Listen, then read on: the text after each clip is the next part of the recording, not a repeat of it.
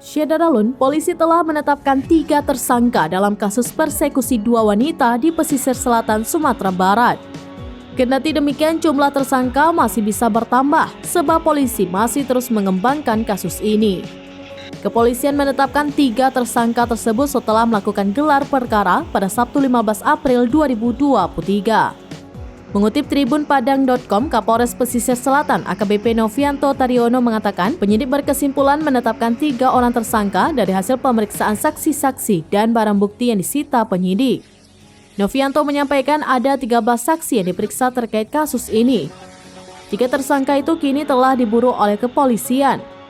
Ketiga tersangka dijerat Undang-Undang Nomor 12 Tahun 2022 tentang tindak pidana kekerasan seksual, Undang-Undang Nomor 44 Tahun 2008 tentang pornografi dan Pasal 170 Ayat 1 KUHP Junto Pasal 55 Ayat 1 ke 1 KUHP.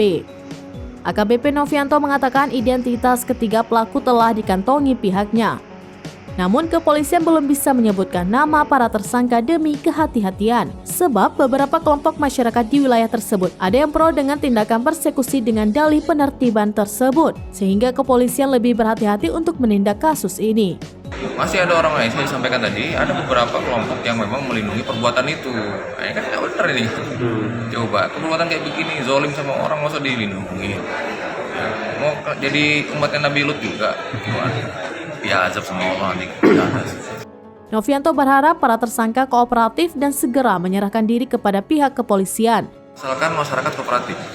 Jadi kalau masyarakat itu nggak nutup-nutupin, ya serahkan segera tersangkanya atau saya cari sampai mati. Ya, itu janji saya. Saya akan ungkap perkara ini sampai selesai, sesegera mungkin.